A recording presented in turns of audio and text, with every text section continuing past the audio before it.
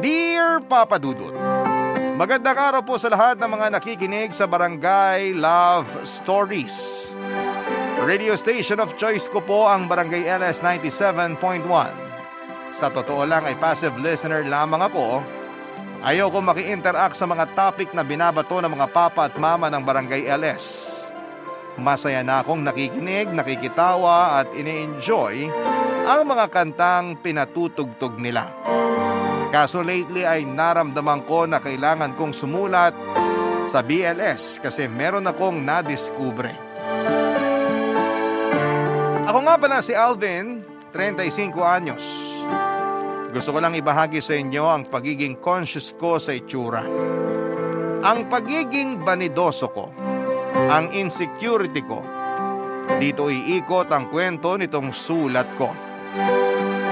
Malaki na kasi ang naging epekto sa buhay ko at relasyon ko sa ibang tao dahil sa pagiging sobrang conscious ko sa itsura. Papa Dudut, malaking tao ako, brusko ang datingan, sabi ng iba. 6 feet 2 inches ang height ko. Maganda rin ang pangangatawan ko pero nagpapahid ako ng makeup sa mukha para lamang matakpan ang mga hindi ko gusto sa itsura ko sa tuwing natatapat ako sa salamin.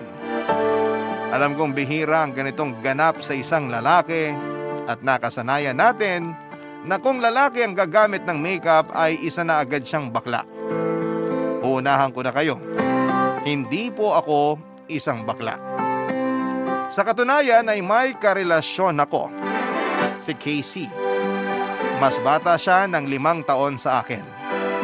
Mas lumala nga ang pagiging conscious ko sa itsura mula noong nakarelasyon ko na si Casey.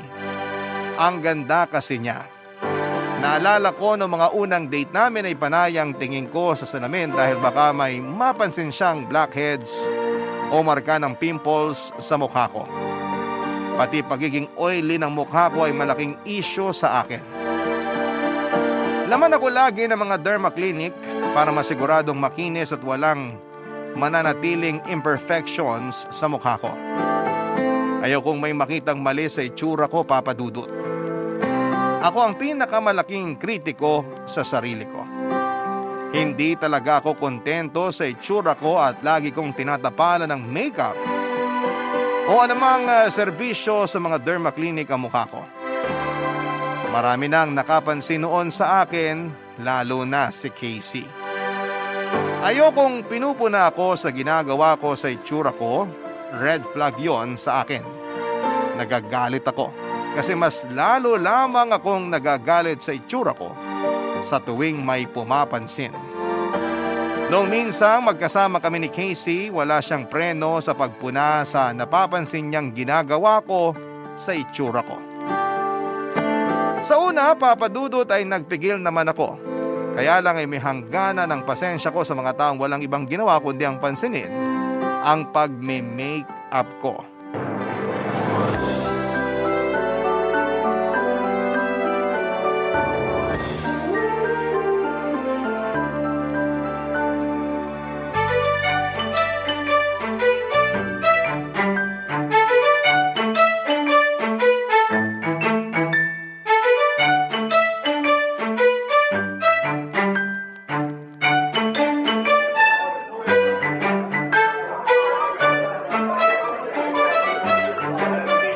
Sa wakas, Oh, bakit? natapos ka rin gumamit ng CR. Inip na yung mga nakapila. Kulang na lang magdabog sila. Bakit ba ang tagal mo sa loob ng CR? Diarrhea? Hindi inayos lang. Nag-ayos ka ba ng sasakyan sa loob ng CR? Laptop? Ano? Ang tagal-tagal eh. Nag-ayos lang ng muka. Gets. Kaya pala. Kaya pala ano? Para ka magpapapictorial. Ganyan ba talaga dapat kakapal? Kakapalang alin? Yung pulbo mo sa mukha. Hindi to pulbo. Foundation to. Kababae mong tao, hindi mo alam kung anong pinagkaiba ng pulbo at foundation. Aba, anong malay ko dyan? Kahit naman babae ako, hindi naman ako gumagamit ng makeup. Eh di ikaw nang may makinis at perfect na itsura. Hindi naman. Hassle lang kasi mag-layer ng makeup sa mukha. Lalo kapag sobrang init. Pasa ko dyan. Ako kahit nasa beach, hindi pwedeng walang foundation. May kamahalan nga ang gamit kong foundation sa beach kasi may halo ng sunscreen. para protektado pa rin ang balat ko. Kahit sa beach, nagme-makeup ka? Bakit naman hindi? Mahuhulas din naman kasi ang makeup kapag nababad na sa dagat. Saka mainit doon. Parang hindi maganda sa balat na matapalan ng makeup sa ganong lugar at panahon. Kanya-kanyang trip lang kasi yan. Lipstick ba yung gamit mo o lip gloss? Alam mo, ang dami mong tanong ha. Curious lang. Ganda kasi ng pagkapula. Oh, parang natural lang, di ba? So lipstick nga. Lipstick na low-key. Wow, may lipstick na palang low-key ngayon. Try mo na rin kasing gumamit ng makeup para maintindihan mo kung bakit ko ito nakahiligan. Yun nga eh. Gusto ko talagang maintindihan kung bakit ang hilig mo mag-makeup. Hindi ako sanay na makakilala ng lalaki na babad sa kolorete ang mukha. Ikaw pa lang talaga. Wala namang masama. Hindi naman krimen kung magme-makeup ang isang lalaki. Alvin, hindi pantay ang blush on mo. Mas makapal yung sa kaliwa kaysa sa kanan. Pasadya yan. Mas mataba kasing tingnan yung kanang pisngi ko, kaya kailangan kong habulin sa blush on at konting contour. Contour? Yung pandaya para mamukhang chiseled at payat ang muka. Grabe ka. Mas marami pa akong alam tungkol sa makeup kaysa sa'yo. Babae ka ba talaga? Nakakapagtaka nga. Parang minamata mo ang paggamit ko ng makeup ah. Eh kasi naman, pinagtitinginan tayo lagi ng mga tao. May nagsasabi, nakala mo kasali ka sa sagala. Ano bang pakialam ko sa kanila? Eh minsan kasi nahihiya na akong ipagtanggol ka. Eh di wag mo ako ipagtanggol. Di naman kita pinipilit. Uy, bakit galit ka? Sinasabi ko lang naman sa yung totoo. Minsan kasi iba yung nagsasabi ng totoo sa nakikialam na sa sitwasyon. Hindi ko na napigilan ang sarili kong sagutin noon ng ganon si Casey Papadudut. Hindi naman ako direktang galit sa kanya, Papadudut. Nagalit lang ako dahil hinayaan niyang pumasok sa kanya ang mga sinabi ng ibang tao tungkol sa itsura ko. Oo, at makapal akong mag-makeup. Oo, at lalaki akong mahilig sa makeup. Pero inaano ko ba sila para kutyain at punain nila ako? Hindi ko naman yon ginagawa para sa kanila. Nagsorry naman kagad si Casey sa akin. Hindi ko pa rin magawang i-let go ang galit ko. Kaya sinabi ko sa kanya na huwag muna kaming mag-uusap habang nagkakape kami sa isang coffee shop. Gusto ko lang magpakalma noon. Ayoko namang iwan siya dahil gusto ko pa rin siyang makasama. Nabalot kami ng katahimikang dalawa at mismong si Casey ay hindi na komportable sa nangyayaring yon sa amin. Kaya naman nagmadaling lumabas si Casey ng coffee shop. Hindi ko naman siya pinigilan. Ma-pride pa kasi ako noon. Nagulat na lamang ako pagkalipas ng mahigit 30 minuto ay bumalik siya. Inabot niya sa akin ang isang foundation na madalas na nakikita sa mga drugstore. Mumurahin at hindi ko pa shade yon.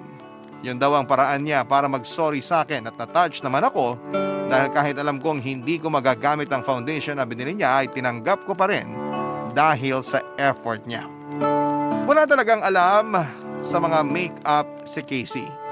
Ang cute niya noong proud pa siyang pinagmalaki na yon ang pinakamahal at pinakamagandang foundation na nakita niya sa drugstore na yon. Nagkaayos din kami pagkatapos. Doon ko napatunayan na tamang siya ang minahal ko dahil suportado niya ang pagmi-makeup ko. Papadudut.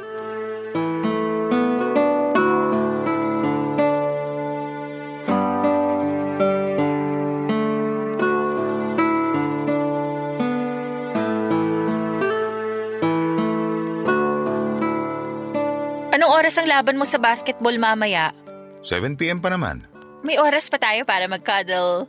Hindi mo ako pwedeng pagurin ha. Bukas na lang. Cuddle lang naman. Ano bang iniisip mong gagawin natin? Alam ko na kasi ang mangyayari pag nasa kalagitnaan ng cuddle. Magme-merienda and chill.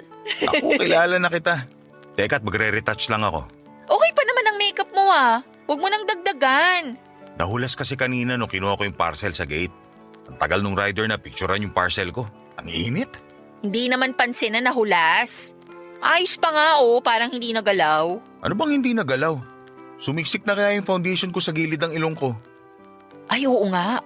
Nahulas nga yung sa ilong mo. Nakikita na tuloy yung blackheads. Ha? May blackheads ulit ako?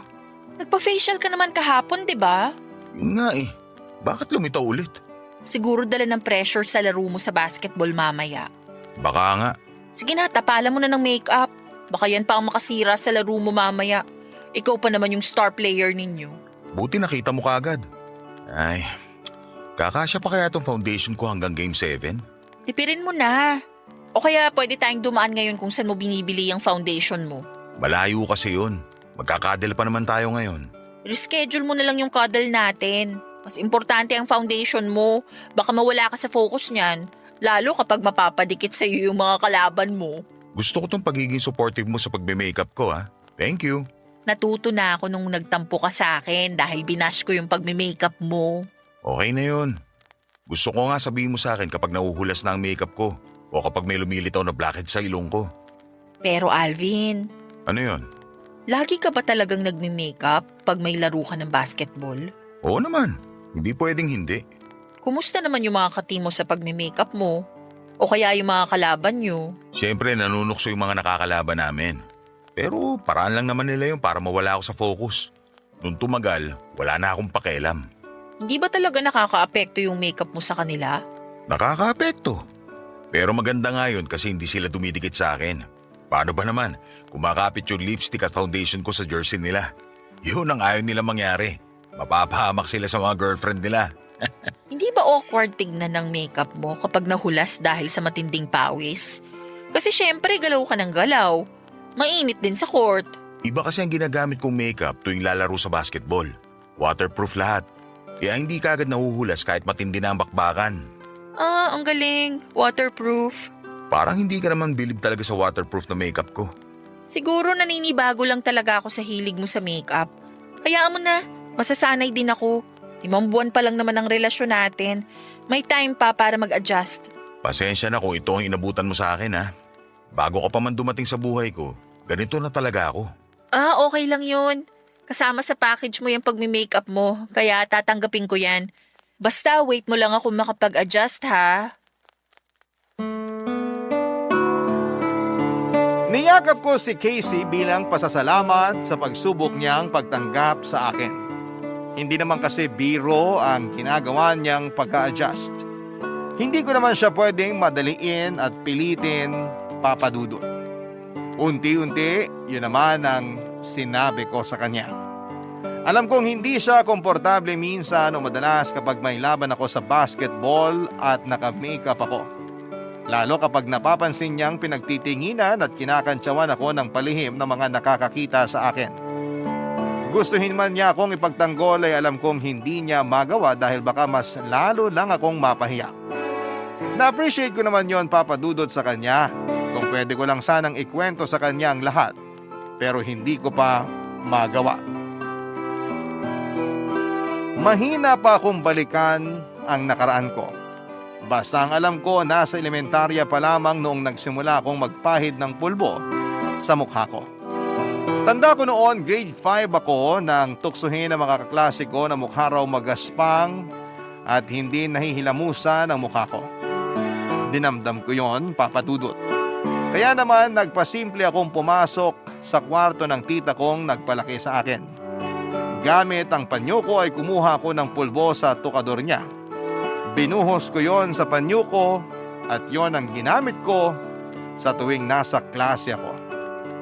Nabawasan naman ang mga nanunukso. Nagmukha na raw akong fresh. Hindi ko ipinakita sa kanila na nagpupulbos ako. Pasimple ko yung pinapahid sa CR o sa likuran ng kantin namin sa school. Sa una, 1 beses lang sa isang araw ang pagpapahid ko ng makeup. Hanggang sa naging 2 beses at nasobrahan pa. Umabot na kada palit ng subject ay nagpapahid ako ng pulbo. Nakahalata na ang tita ko dahil mabilis na nauubos ang pulbo niya. Kaya para hindi na ako questionin, iniipon ko ang baon ko sa eskwelahan, Papa Dudut, at pinangbibili ko ng mumurahing pulbo na magagamit ko sa pang-araw-araw bilang pangtakip ng mga imperfections sa mukha ko. Barangay Love Stories. Barangay Love Stories. Bukod sa itsura ay conscious din ako sa amoy ko. Mula bunganga hanggang talampakan. Lagi kong inaamoy ang hininga ko kada oras o kada kain. Hindi ako kumakain ng may bawang na pagkain dahil nakaka-conscious dumighay lalo na kapag nasa loob ka ng pampasaherong sasakyan. Panay din ang amoy ko sa pawis ko sa takot na may makapansin na mabaho ako. Kaya nga hindi rin ako nag-gym o kahit mag-jogging ay hindi ko magawa. Natatakot kasi ako na mapagpawisan. Dahil kapag pinagpapawisan ka ay matik na may amoy ka na. Madalas na rin akong nakakaubos ng pabango. Sa isang buwan ay 3 beses akong nakakaubos ng bote ng pabango. Lagi ko ring request sa laundry shop ay dagdagan ng fab ko ng mga damit ko. Kahit magbayad pa ako ng extra. Napansin din yon sa akin ni Casey Papadudut. Sa pabango naman kami nagkakasundong dalawa. Mahilig din kasi siyang magpabango. Isa yon sa mga nagpa-in-love sa akin sa kanya. Lagi kasi siyang mabango at amoy presko. Kung hindi kami magkaintindihan sa makeup ay doon naman kami sa pabango maraming napag-uusapan. Marami siyang sinasuggest sa akin na pabango na nagustuhan ko. Panay nga rin ang regalo niya sa akin ng mga mamahaling pabango at nangihinayang man akong ubusin pero hindi ko magawang tigilan. Lalo kapag bangong-bango na ako sa bawat pahid o spray sa katawan o damit ko. Tumira rin kasi kami dati sa palengke noong mga unang taon ng buhay ko. Hanggang ngayon ay naaalala ko pa rin ang lansa ng mga isda na kumakapit sa damit ko sa tuwing pumapasok ako sa eskwelahan, Papa Dudut.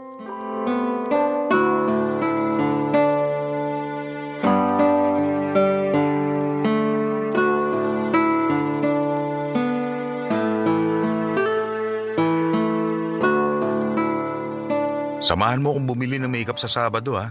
Pati na rin pala pabango. Isabay na natin sa panonood natin ng sine. Kabibili mo lang last week ng makeup, 'di ba? Hindi ko kasi gusto yung shade habang tumatagal sa mukha ko.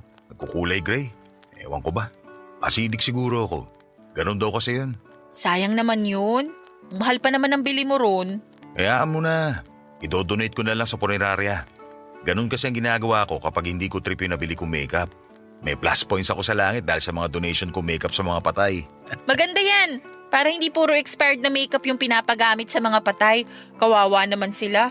Tatawid na nga lang sa kabilang buhay, expired pa yung makeup. Natawa ako ron ha. Saka bakit ka bibili ulit ng pabango? Naubos na ba yung regalo ko sa'yo nung monthsary natin? Hindi pa naman. Kaya lang ang bilis kasing kumupas ng amoy. Na-immune ka lang siguro sa amoy. Kasi naaamoy ko pa naman sa'yo kapag magkasama tayo. Magpalit ka na lang siguro ng ilong. Sige, palit tayo. Para yung ilong mo na ang kumakalat kapag humingiti na malapad. Che! Ay, matanong ko pala. Huwag ka sanang magagalit ha. Alam mo naman palagi akong galit. Paano ba yan? Hindi. Gusto lang kasi kitang mas makilala pa ng mabuti. May itatanong lang sana ako tungkol sa past mo. Ay nako, magtatanong ka ba tungkol sa mga ex ko? Alam ko na to. Patibong to eh. Pag-aawain nga talaga natin to. Hindi tungkol sa mga ex mo. Tungkol sana sa kabataan mo. Anong meron sa kabataan ko? Ikaw magsabi sa akin. Bakit bigla ka naman na-curious doon? Naisip ko lang kasi. Baka sa kabataan mo nagmula yung pagiging conscious mo sa itsura at amoy. Oo, dun nga. Kasi nung grade 5 ako, binuli ako ng mga kaklase ko. Mukha raw akong hindi nag-iilamos. At para raw ang gaspang ng mukha ko. Nasaktan ako nun. Nagsumbong ka ba sa teacher mo o sa tita mo? Hindi ako nagsumbong. Mas lalo lang ako ibubuli pag ganon. Kaya kumukuha na lang ako ng pulbo at lip gloss sa tita ko. Tapos yun ang pinapahid ko sa mukha ko para magmukha akong fresh at makinis. Hanggang sa tumagal, na-discover ko yung compact face powder at foundation, pati lipstick. Yung contour at blush on? Na-discover ko na lang yan nung nagtatrabaho na ako. Ang taba at ang laki kasi ng mukha ko nun. Tapos pinuna ako ng katrabaho ko. Na-conscious ako. Kaya nag-check ako sa internet kung anong makeup ang nakakapayat ng mukha. Lumabas yung mga tutorial sa pagkukontour. Nag-work naman. Yung blush on gusto ko lang gumamit nun kasi ang lakas makamistiso ng itsura. Pangarap ko kasi magmukhang may lahi. Eh di ba kapag mapula ang pisngi mo, sasabihin ka agad sa'yo tisoy ka o tisay ka. Ang lalim pala ng pinagmula ng pagiging conscious mo sa itsura mo, no? Ay, oo. Dahil sa mga nakapaligid sa akin kaya ako ganito. Nagpa-apekto ako sa kanila. Sila nagtulak sa akin na gumamit ng makeup. Pero sila rin nagtulak sa akin para kutyain ako dahil gumagamit ako ng makeup. Ang gulo, di ba? Ang komplikado ng mga tao. Masakit na katotohanan. Kung nakilala mo lang ako nung bata ka, pinagtanggol na kita sa mga bully. Talaga? Aba oo, noong nag-aaral ako para akong bodyguard ng mga kaibigan ko, ako ang taga-protekta sa kanila sa mga bully. Ako kasi ang pinakamatangkad noon at anak pa ako ng principal. Kaya walang nag-a-attempt na mang-bully sa akin. Naku, subukan lang nila. Sana nga nakilala na kita noon. Baka hindi ako ganito ngayon. Pwede pa naman kitang tulungan ngayon. Tulong? Paano? Papataasin ko ang self-confidence mo para hindi ka dumedepende sa makeup o sa kahit na anong pabango. Akong bahala sa'yo. Hindi mo nakakailanganin ng makeup. Nag-atubili ako sa sinadjust ni Casey Papadudut. Hindi ko ata kaya ang gusto niyang mangyari na huwag na akong gumamit ng makeup o pabango. Siguro sa pabango, baka kaya ko pang bitawan. Pero ang makeup parang hindi ko kaya. Sinabi ko sa kanya na pag-iisipan ko pero pinilit niya ako. Marami siyang sinabing magagandang bagay sa itsura ko na hindi na kailangang takpan pa ng makeup. Aaminin kong nasiyahan ang puso ko sa mga sinabi niya. Umangat ang tingin ko kahit papaano sa itsura ko. Nakalimutan kong panandalian ang mga masasakit na pangbubuli sa akin noong nag-aaral pa lamang ako. Pinaramdam sa akin ni Casey na walang masama sa itsura ko kahit na wala pang tapal ng kolorete. Naiyak na nga ako noon pero sinubukan kong pigilan.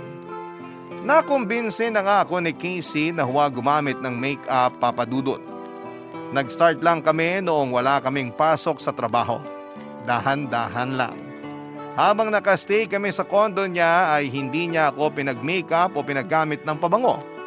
Hindi naman kami lumalabas ng kondo. Nasa loob lamang kami noon. Kapag nasanay na raw ako sa itsura kong walang makeup ay saka na kami lalabas. At doon ay susubukan ko kung kaya ko ng ilantad sa mundo ang itsura ko. Kahit kasi nasa bahay lang ako o kahit tulog ay naka-makeup pa rin ako. Kaya yun ang unang beses na wala akong pinahid na kahit na ano maliban sa sunscreen at moisturizer. Nailang ako sa itsura ko.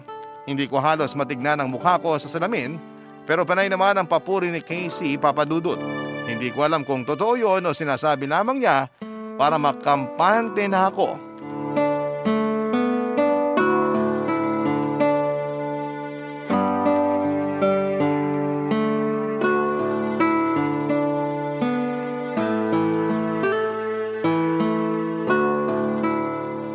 Naiilang ako sa eyebags ko pag walang concealer. Ang itim pala, parang pasa. Ang ganda nga eh. Parang ang lalim, parang mata ng mga kano. Sinasabi mo lang yan. Totoo nga. Alam mo, attracted ako sa mga malalalim ang mga mata. Kahit yung may eye bags, parang ibang dating nun sa akin. Ang ganda ng mata mo. Hindi mo na kailangan takpan ng kahit na ano. Lumitaw na rin ang mga ugat ko sa mukha. Nakaka-conscious naman to. Hindi ko nga napansin na may ugat ka pala sa mukha kung hindi mo sinabi sa akin eh. Manipis kasi ang balat ko. O baka naging manipis lang dahil sa kapapahid ko ng makeup. Sakto lang ang balat mo. Mas manipis nga tong balat ko. Parang nakikita ko na yung buto oh. Kapag naka-side view ba ako, nakikita mong blackhead sa gilid ng ilong ko? Hindi kasi natanggal ng maayos nung nagpa-facial ako. Huwag ka na mag-side view. Talikod ka na lang para hindi halata. Sabi ko na eh. Mali talaga na hindi maglagay ng makeup sa mukha. Joke lang, ito naman. Hindi naniniwala sa mga papuri ko pero sa biro ko, oo. Alam mo naman kung gaano ko ka-broken dahil sa mga bully, hindi ba? Puro negative na ang pinaniniwalaan ko sa sarili ko. Yan ang kailangan nating i-workout. Yung pagmamahal mo sa sarili mo. Mahal ko kaya ang sarili ko. Kaya nga ako bumibili ng makeup at pabango eh. Para magmukha ako laging presentable at kamahal-mahal. Kung mahal mo ang sarili mo, hindi mo na yan kailangang itago sa likuran ng mga makeup o pabango. Lagi ka talaga may pangontra sa mga sinasabi ko, no? Lagi ako may pangontra sa pagiging nega sa sarili mo. May kaibahan yun. Natatabaan ako sa pisngi ko. Mas kapansin-pansin tuloy na hindi pantay ang kaliwang pisngi ko sa kanan. Lahat naman ata ng tao hindi pantay ang kaliwa at kanang pisngi. Nakukuha sa diet yan. Yan ang alam ko. Gusto ko iparitoke itong pisngi ko.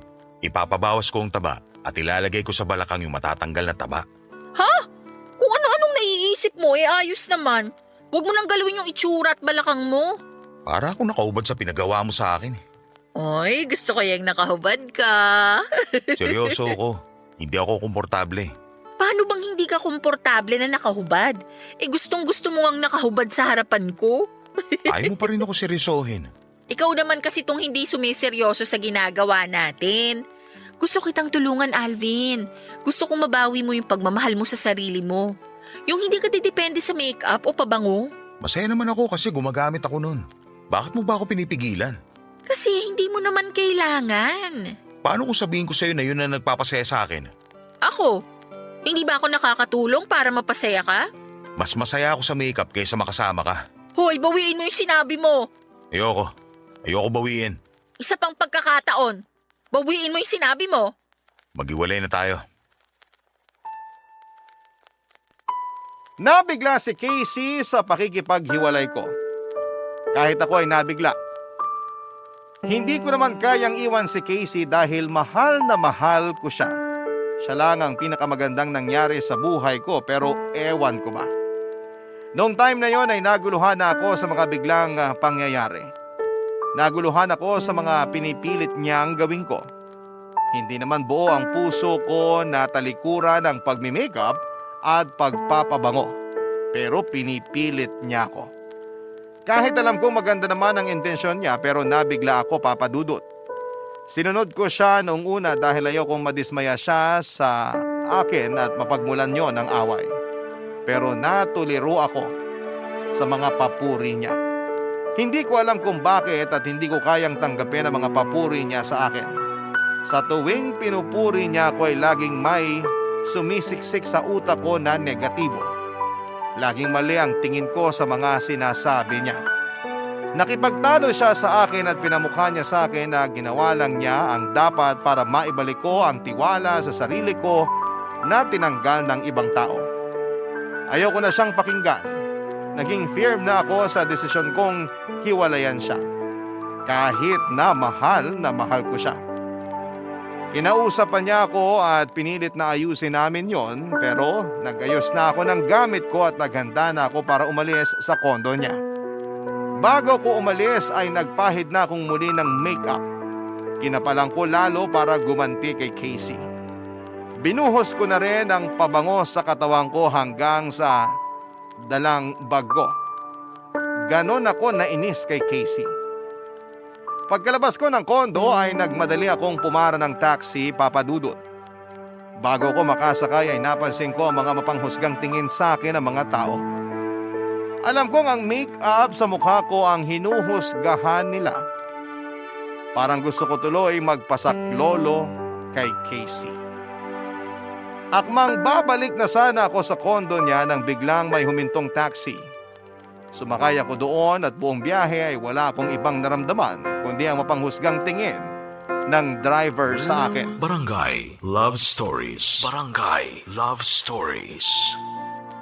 Ilang araw lang ang lumipas, tinawagan ako ni Casey para makipagkita sa kanya. Tinanggihan ko siya, magulo pa ang isipan ko noon at hindi ba ako handang harapin siya, Papa Dudut. Alam kong nami-miss ko na siya, mali na agad siyang hiwalayan pero dala ng bugso ng damdamin na humalo sa insecurity sa sarili ko kaya napilit ko ang sarili kong tapusin ang relasyon naming dalawa. Wala namang mali kay Casey. Hindi lang ako handa sa pagbabago na gusto niya. Masyado niya akong pinilit na biglain ko ang pagbabago sa sarili ko. Maganda naman ang intensyon niya. Pero hindi yon makita ng puso at ng utak ko.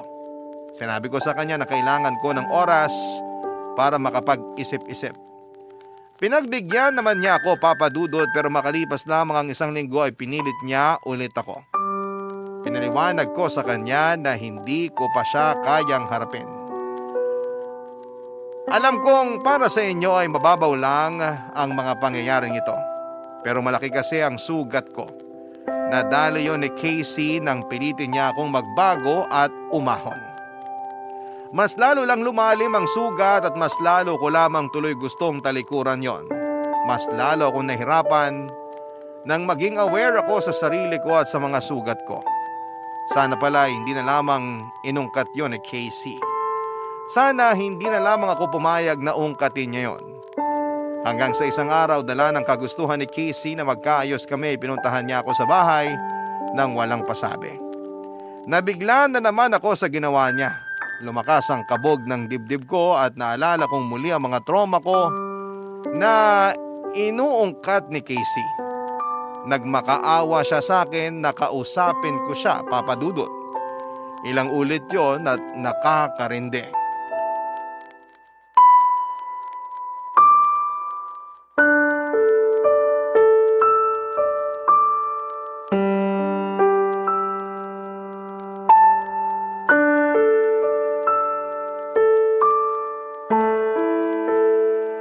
Di ba sinabi ko naman sa'yo na huwag muna tayo mag-usap? Hindi ko na kasi kaya, Alvin. Ayoko magkalabuan tayo. Pag-usapan natin to. Huwag muna ngayon. Ilang ulit ko bang kailangan sabihin sa'yo to? Ilang ulit din ba ako makikiusap sa'yo na huwag naman basta-basta ang desisyon mong itapon na lang ang relasyon natin? Hindi ko naman itinapon ang relasyon natin. Ginilid ko lang.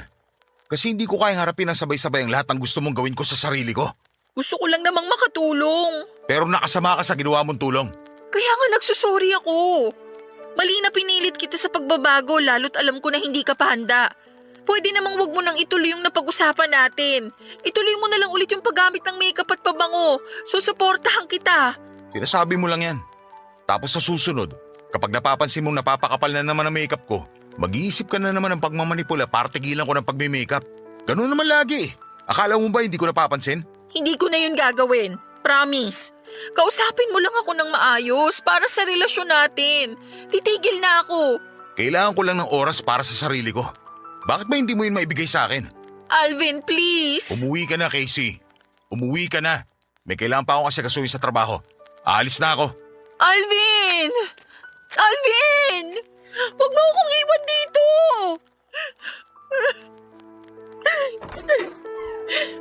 Casey? Tita, pasensya na po kung napasugod ako rito sa bahay niyo, ha? Gusto ko lang kasing makausap si Alvin. Pumasok ka na lang dito sa bahay.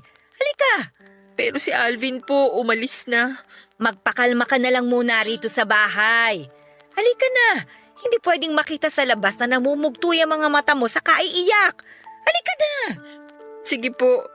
Salamat po.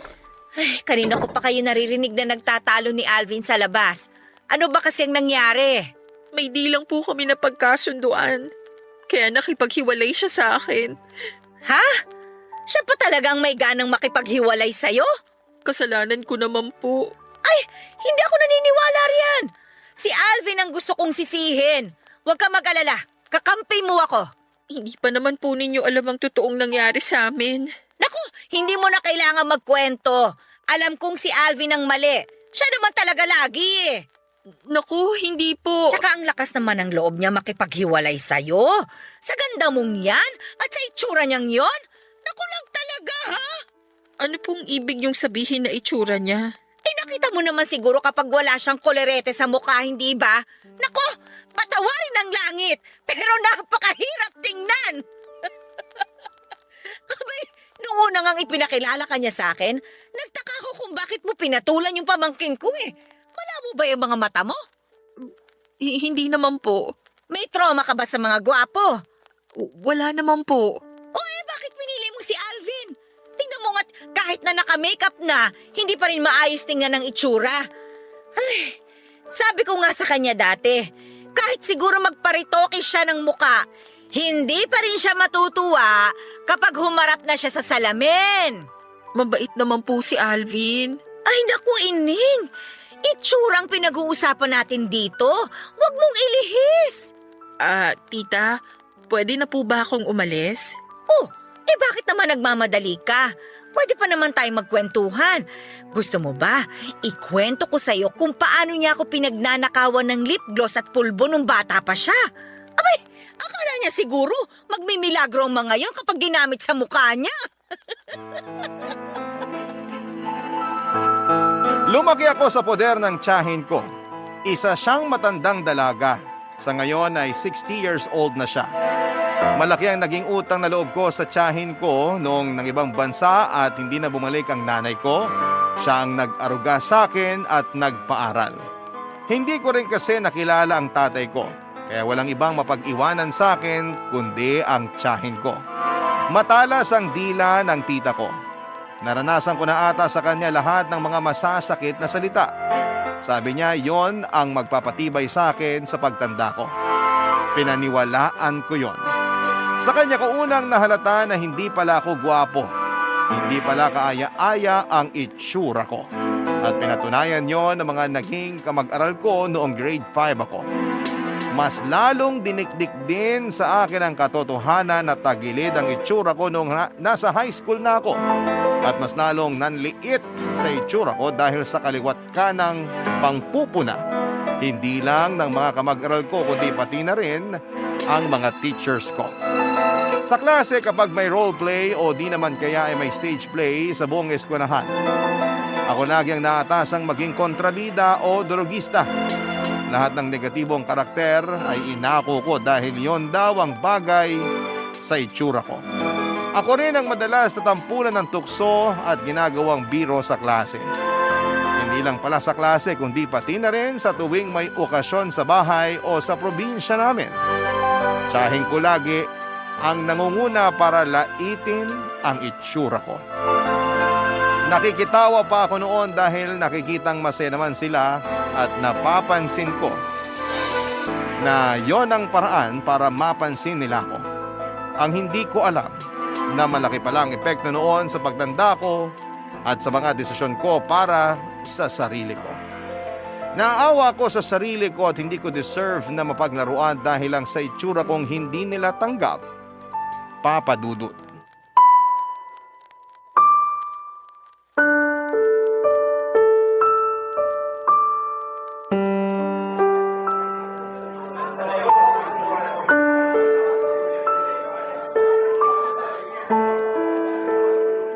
Salamat kasi gusto mo na ulit akong kausapin. Wala naman ako ibang choice. Lagi mo akong kinukulit. Sorry. Gusto lang kitang makausap, hindi dahil gusto kong makipagbalikan. Para saan pala itong pag-uusap natin? Nung pinuntahan kita sa bahay nyo at iniwan mo ko, pinapasok ako ng tita mo sa bahay nyo. Ano kinalaman niya dito? Hindi ako natuwa sa mga sinabi niya tungkol sa'yo. Pati tita ko sisiraan mo na rin? Hindi ko siya sinisiraan. Gusto kong sabihin sa iyong totoo. Anong totoo? Anong ibig mo sabihin? Bakit hinahayaan mong pagsabihan ka niya ng hindi maganda tungkol sa itsura mo? Wala namang masama sa mga sinasabi niya. Paraan lang niya yon para patibayin ako at sabihin ng totoo. Hindi katulad mo na puro peke ang sinasabi tungkol sa itsura ko. Siya ang nagpamukha sa iyo na hindi ka gwapo. Na hindi karapat-dapat ang itsura mo sa kahit anong salamin sa mundo. Naiintindihan mo ba kung anong impact nun sa'yo? Tumibay ako dahil sa mga sinabi niya sa itsura ko. Tumibay o rumupok ang tingin mo sa sarili mo? Kung hindi dahil sa kanya, hindi ako mamumulat sa katotohanan na hindi naman talaga ako gwapo. At least hindi lumaki yung ulo ko at hindi ako nasobran sa confidence sa sarili ko. Pinakita niya sa akin ang realidad sa itsura ko. Wala masama ron. Pero ang mga nagsabi ng hindi magaganda sa itsura mo nung grade 5 ka, minasama mo? Kasi bully sila. Gusto lang nila akong laitin.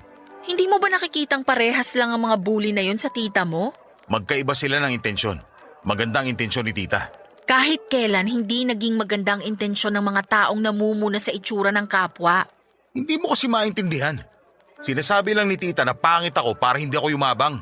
May tamang paraan para turuan ng isang tao para hindi maging mayabang. Alam mo ba kung paano niyang paulit-ulit na sinabi sa akin na hindi ka karapat-dapat sa akin? Hindi naman talaga. Hindi ko nga alam kung bakit pinatulan mo ako eh. Ang hirap mahalin ng itsura ko. Yan mismo ang punto ko. Dahil sa mga dinidikdik sa utak mo ng tiyahin mo, kaya ang baba ng tingin mo sa sarili mo. Kaya ngayon, naiintindihan ko na lahat. Mali ang pagkakaintindi mo. Mali ba? Kasi sa tingin ko tama ang napapansin ko. Kung paano mo laging binabagsak ang sarili mo dahil sa itsura mo. Kung paanong paulit-ulit kang nagtatago sa kapal ng makeup na pinapahid mo sa mukha mo.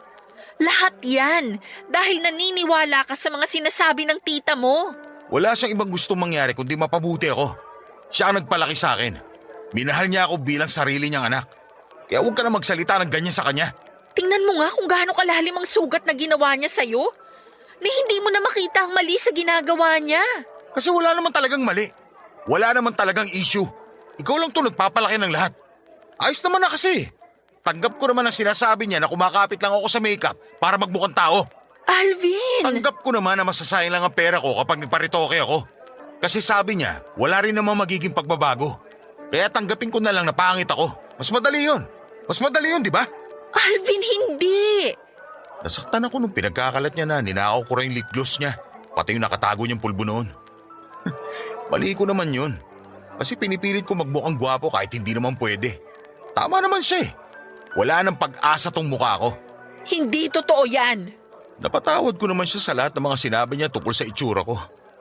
Pero ang hindi ko magawa ay mapatawad ang sarili ko. Dahil naniwala ako sa lahat ng sinabi niyang mali tungkol sa mukha ko.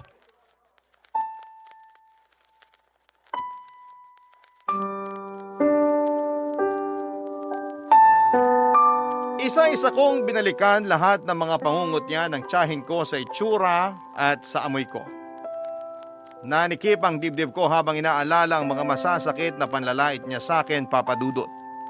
Panlalait na nagtulak sa akin para magtago sa pulbo. Panlalait na nagtulak sa akin para lumapit sa mga katulad niyang mapagpuna sa itsura ng iba. Doon kasi ako naging komportable at nasanay, Papa Dudut. Sa mga katulad ng tiyahin ko na walang ibang ginawa kundi ang husgahan ng itsura ko. Mali pala yon. Kaya ako naging komportable sa panlalait dahil akala ko ay iyon ang tama. Kaya ako naging komportable sa mga taong lagi akong hinahanapan ng mali kasi yon ang nakasanayan ko. Yun ang sa tingin kong deserve ko. Pero mali pala yon. Kahit kailan ay hindi naging tama ang mangpuna ng kapwa. Mabuti na lamang at pinadala ng Diyos si Casey sa buhay ko. Kung hindi dahil sa kanya, hindi matatanggal ang piring na nilagay ng tiyahin ko sa mga mata ko. Nakita ko na ang katotohanan. Pagkatapos noon ay nagpasya na akong umalis sa bahay, Papa Dudut. Pinigilan ako ng tiyahin ko pero hindi ko na siya nilingon pa. Kailangan kong makalayo sa kanya para masanay ako sa mabubuting tao at bagay. Alam kong hanggat kasama ko siya ay mauulit lamang ang pangit na tingin ko sa sarili ko. Nakakaawa naman ang kalagayan ko kung ganon, hindi ko nahahayaang may mang-alipusta pa sa akin. Dahil lamang sa itsura ko. Kung walang ibang tao ang magtatanggol sa itsura ko, bakit ba hindi ko yun gawin para sa sarili ko? Maraming salamat po sa pagbabahagi ng kwento ko sa inyong programa, Papa Dudut. Naway, nakapagmulat ako ng mga mata dahil sa kwentong ito. Susubaybayan ko ang mga susunod ninyong kwentong puno rin ng aral sa Spotify. Muli maraming salamat po sa inyong lahat, ang inyong kapuso at kabarangay, Alvin. Dear Papa Dudut, ang mahirap sa isang relasyong nagtapos na ay kapag nananatili pa rin ang pagmamahal mo sa taong binigyan mo ng pagkakataong pumasok sa iyong puso. Uulitin ko po para sa mga hindi pa nakakaalam. Georgette na lang ang itawag ninyo sa akin. At sa nauna ko pong sulat sa inyo ay naikwento ko kung paano ko nakilala ang ex-boyfriend kong si Lino sa pamamagitan ng kaibigan kong si Tati.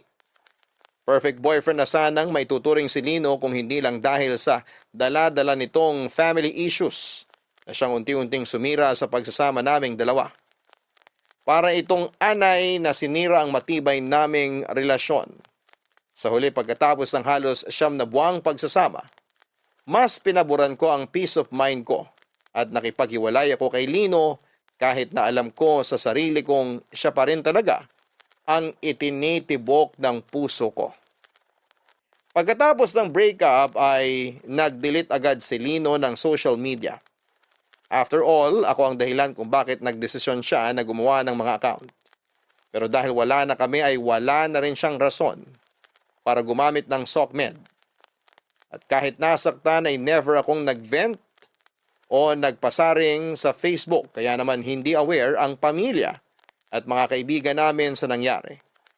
Since si Tate ang nagreto kay Lino sa akin, natural lang na siya ang unang makaalam sa nangyaring hiwalayan.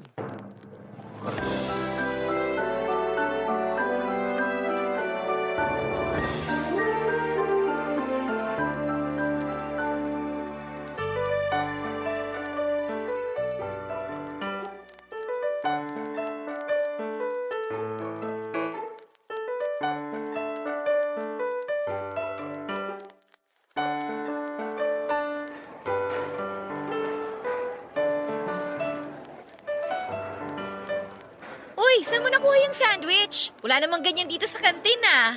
Baon ko to. Nanawa na ako sa mga pagkain dito sa kantin kaya ako na mismong gumawa ng snack ko. Magandang idea yan ha. Mas tipid pa kasi ang mahal ng mga pagkain dito. Kung ako sa'yo, magsimula ka na ring magbaon ng sarili mong pagkain. Kaso wala naman akong time para dyan. Breakfast pa nga lang, hirap na ako i-prepare, baon pa kaya. Pero try kong gawin yan para makatipid din, no? Lalo na nag-iipon din kami ngayon ni Mark para sa kasal namin. May date na kayo? Ang plano namin, mga next year. Pero bago yun, syempre dapat magkaroon muna ng bridal shower, no? Siguro baka mga ilang buwan bago yung kasal. Bridal shower? At bakit ikaw ang nagde-decide niyan? Hindi ba traditionally yung maid of honor dapat ang nagpaplano niyan? Kasi supposedly, surprise yung shower para sa bride, di ba? Wala naman ako aasahan sa kapatid kong yun eh. Kaya ako na nagplano para sa sarili kong bridal shower. Isa pa, ako lang din naman ang gagastos nun. Sabi ko kasi sa'yo, ako na lang gawin mong maid of honor eh. Eh di sana hindi ka nagagastos, mas so surprise ka pa. Naipangako ko na kasi yun sa kapatid ko. Ako rin kasi ang maid of honor niya nung kinasal siya eh. Tsaka instead na bridal shower for the girls only ang mangyayari, magiging wedding shower yung event. Para lahat ng family and friends kasali. Pwede rin naman yan, lalo na kung nagtitipid kayo. Halo-halo din naman kasi ang mga friend namin. Mahirap paghiwalayin ng babae at lalaki. Alam mo namang one of the boys ako nung kabataan ko, di ba? Tsaka ayaw mo nun? Magkakasama kayo ni Lino sa party? Tungkol pala dyan. Wala na kami ni Lino. Teka. Wala na kayo? Oo, Kailan pa? nung nakaraang linggo pa. Bakit naman hindi mo sinabi sa akin kagad? Oh my gosh, okay ka lang ba? Okay lang naman ako. Mahirap yung ginawa kong desisyon pero wala na akong choice eh. Tuluyan ang nagbago si Lino. Nagpalamon siya sa problema niya, kaya ako na ang bumitaw. Nakakalungkot naman.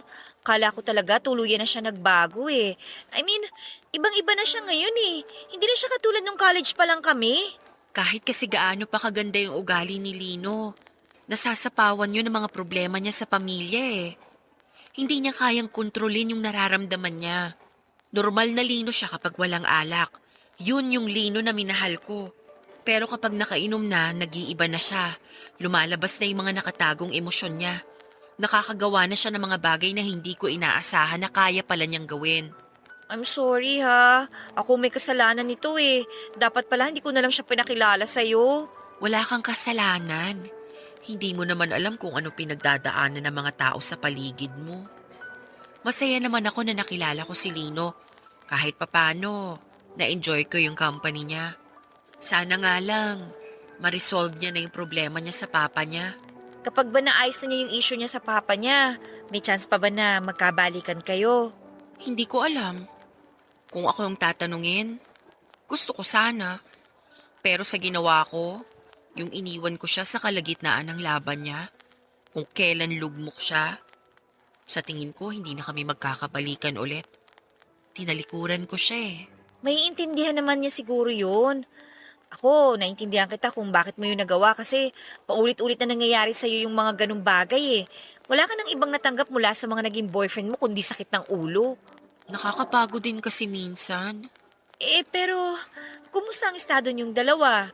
In good terms ba kayo o hindi na talaga kayo nag-uusap? Maayos naman yung naging hiwalayan namin. Nasabi ko sa kanya yung rason kung bakit ko yun nagawa. Sana, okay kami kahit magkaibigan lang muna. Sana nga okay pa rin kayo kasi invited din siya sa wedding shower namin eh. Huwag kang mag-alala. Sa tingin ko pareho naman kami nga attend kahit ganun yung nangyari sa amin. Sana nga hindi maging awkward kapag nagkita ulit kayo. 4 na buwan ang lumipas bago naganap ang wedding shower ni Tati at ng kanyang mapapangasawa. Noong mga panahong yon ay nagdadalawang isip ako kung pupunta ba ako o hindi. Hindi ko kasi alam kung kaya ko bang harapin si Lino noon dahil tiyak na magkikita kami sa okasyong yon. Simula noong naghiwalay kaming dalawa, ay wala na kaming balita pa sa isa't isa. Wala na rin kasi akong contact noon sa mga kaibigan niya. Isa pa ay nahihiya akong mag-reach out dahil parang nawala na ako ng karapatan sa kanya simula nung iniwan ko si Lino. Sa huli, nag-decide akong pumunta pa rin sa wedding shower ni Tati dahil alam kong magtatampo sa akin ang kaibigan kong yon kapag hindi ako umattend, lalo na't isa pa man din ako sa mga bridesmaid niya. Maaga ako nagpunta sa lugar na pagdadausan ng wedding shower dahil tumulong akong maglagay ng mga panamuti sa venue. Sobrang on edge ako ng gabing yon dahil alam kong anumang oras ay maaaring dumating si Lino at ayokong mabigla sa muling pagkikita naming dalawa. Lumipas nga ang ilang oras, nasa kalagitnaan na kami ng selebrasyon. Nang dumating si Lino, ibang-iba na ang itsura niya. Balbasarado na siya at may kahabaan na ang buhok nito. Ang dating baby face niyang mukha ay rugged nang tingnan nung araw na yon. Nagulat ako sa malaking pagbabago sa itsura nito pero mas nagulat ako sa naramdaman ko nang muli ko siyang nakita. Nandun pa rin ang pagtingin ko sa kanya, nagpalitan lang kami ni Lino ng ngiti noong nagtagpo ang mga tingin namin. Pareho naming tinapos ang okasyon bago namin kinausap ang isa't isa. Tati, mauna na ako ha. Uwi ka na ba? Oh, okay, sige. Uy, salamat sa pag-attend ha. May masasakyan ka ba pa uwi? Magbubuk na lang ako. Okay, mag-iingat ka sa pag-uwi ha. Message mo ako kapag nakauwi ka na ha. Sige, enjoy kayo ha. Congratulations ulit. Uy, salamat. Salamat talaga. Pasok na ako sa loob ha. Georgette, uwi ka na ba? Oo. Medyo late na rin kasi. May sasakyan ka ba pa uwi? Ihatid na kita. Naku, wag na. Salamat na lang. May dadaanan pa kasi ako. Okay, sige. Kumusta ka na? Heto, katulad pa rin ng dati. Stress sa dami ng workload at deadlines. Mas gumaan siguro yung buhay mo nung naghiwalay tayo, no? Sakto lang naman. Ikaw, kumusta ka na, Lino? Ang laki na ng pinagbago mo ah. Kung tinatanong mo kung maayos ba ang buhay ko ngayon, katulad pa rin actually ng dati. Magulo pero nakakaraos pa rin naman araw-araw. Yung sa inyo ng papa mo, Wala pa rin nagbago. Kung ano ako para sa kanya, ganun pa rin ako hanggang ngayon. Parang hangin. Mabuti nga ang hangin, nararamdaman eh. Ako, wala. Wala ng pag-asa. I'm so sorry. Hindi mo kailangan mag-sorry. Wala ka namang kinalaman sa problema ng pamilya namin. Iniwan kita kung kailan kailangan mo ng masasandalan. Sorry kung tinalikuran kita, Lino. Naiintindihan ko naman yung ginawa mo. Hindi mo kailangan humingi ng tawad. Wala kang kasalanan. Karapatan mo yun. Ang totoo niyan, nakahinga ako nung naghiwalay tayo. Nakahinga?